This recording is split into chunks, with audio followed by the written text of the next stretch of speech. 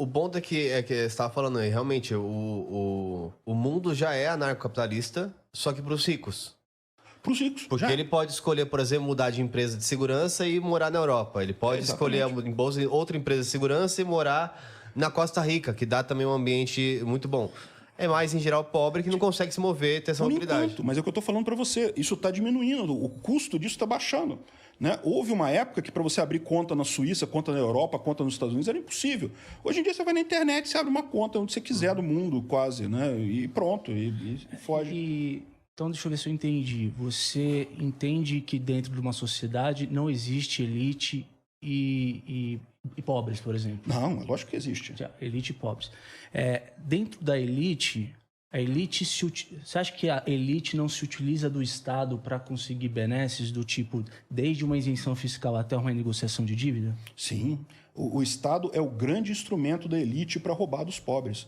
O Estado gosta de vender que ele arrecada imposto para acabar com a desigualdade, mas é uma ilusão isso. O Estado é o grande concentrador de renda. O Estado tira dinheiro de todo mundo, do cara mais pobre do Brasil até o cara mais rico, o Estado tira dinheiro. O cara mais pobre, mendigo, não tem nada, ganhou um trocado, vai no botequim comprar uma pinga. A pinga está taxada, ele está dando dinheiro para o governo. Então, ou seja, o Estado ele tira dinheiro de todo mundo e ele diz que distribui esse dinheiro. Mas distribui para quem? A maior parte do dinheiro que o Estado arrecada vai pagar funcionário. Então, é o que acontece no Brasil.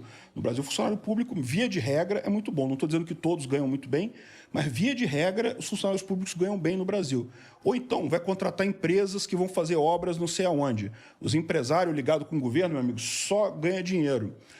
Tem alguns programas que são razoáveis, como o Bolsa Família, o Auxílio Brasil, coisa e tal. É legal. É a melhor coisa que o Estado pode fazer, dar dinheiro para as pessoas. Mas mesmo esses programas são limitados. Então, no final das contas, se você fizer a conta mesmo, o Estado só concentra a riqueza, ele não distribui. E assim, o anarcocapitalismo, só para fechar o raciocínio aqui, Marião,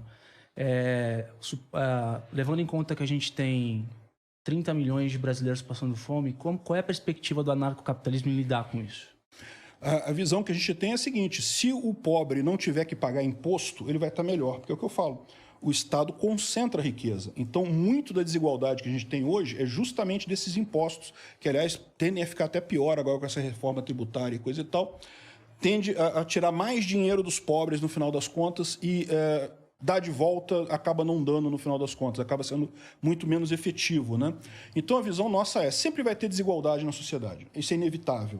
Sempre vai ter a pessoa que é mais rica, a pessoa que é mais pobre. Você pode ver até a União Soviética, que foi a tentativa deles de fazer chegou no socialismo, não chegou no comunismo, mas chegou no socialismo. Mas você via lá o pessoal da nomenclatura do legislativo soviético, lá, os bambambãs da coisa, tinham do bom e do melhor e coisa e tal, e o povo passava fome, né? Então você sempre tem a desigualdade, até se você tirar o dinheiro no final das contas. A melhor situação que você tem é justamente você não ter o Estado, para não ter a concentração de renda. Não ter o Estado concentrando renda vai ser o menos pior para a sociedade, isso daí.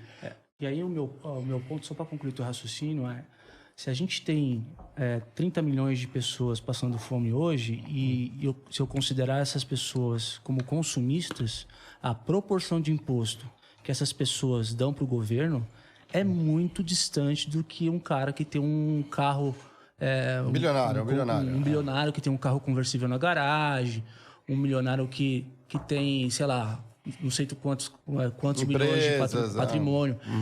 Cara, eu acho que faz mais sentido pensar que a desigualdade vem dessa desproporção do que pensar que esse cara dá pouco dinheiro para o governo em imposto, ou dá muito dinheiro em imposto, porque ele ele não é um consumidor igual é um milionário, entendeu? Ponto seguinte, até para levantar essa discussão. Se você pega os 10 principais setores da economia, bem de consumo, energia e todas elas, na maioria, pega a receita como 100 reais de receita. Na maioria dos setores, o que fica com o Estado é mais do que o lucro das empresas. Então, bem de consumo, por exemplo, 11% na média de lucro, as companhias que a gente passou... Tentaram anos breakivar a operação no Brasil. Então é aquilo, se ela não breakivar, ela sai da operação. Aí é pior ainda. Depois tem o lucro líquido 5%. Mas tentando bater lá o break-even e com imposto de 30%. Eu concordo, mas coloque em valores absolutos isso. Quem consome... Eu concordo que o governo drena. Então, mas aí eu tenho um lance, porque é o seguinte... pega uma empresa de bens de consumo. É bem legal o teu ponto. Você fala, pô, fizemos toda essa operação... As empresas são os bandidões, né? Não, mas ela fez uma operação super complexa. Ela fez uma operação super complexa para poder, no final, ter um lucro líquido de, sei lá, de 5% e 20% de impostos foi para o Estado. Só que para ela girar essa empresa, ela foi distribuir bens de consumo. Ela vai pegar o caminhãozinho dela, vai distribuir para os clientes, nos CDs dos clientes. O caminhãozinho dela tá lá numa estrada. Quem construiu a estrada? O cara vai tentar roubar a carga. Quem vai proteger essa carga? Claro, as empresas também contratam porque já não funciona muito bem a polícia. Mas eu tô falando, será que não tem tem algo que aconteceu antes para ela poder chegar nesse nível? Se é justo ou não, a gente pode também entrar no mérito, mas você só consegue empreender porque você teve uma base. E essa base foi construída socialmente. Ninguém fala assim, vamos construir uma estrada aqui, furar um túnel aqui para ir para Santos, porque nós somos legal aqui. Não, porque você tem interesse econômico. Simples, é o principal porto do Brasil. Mas funciona isso. Tem empresas que constroem ferrovias para poder escoar a carga. Para elas, para elas mesmo, né? Isso, o que tem de infraestrutura criada por empresa aí é grande. Só não tem mais, por quê? Porque justamente o Estado toma esse papel para ele, né? O que seria melhor? Aí que tá, é o que eu falo para você, não tem como saber se realmente o Estado é o bonzinho dessa história ou se foi ele que criou a infraestrutura, até porque a maior parte das vezes foi justamente o uso das pessoas que formou aquela estrada, que definiu aquele lugar ali. O Estado só foi lá, botou um asfaltozinho por cima e... Já tinha circulação, né? Já tinha circulação. Se não tivesse o governo, a empresa ia botar o asfalto lá e ia resolver o problema. Ou seja, no final das contas, não dá para saber. A única maneira de você saber é se tivesse concorrência.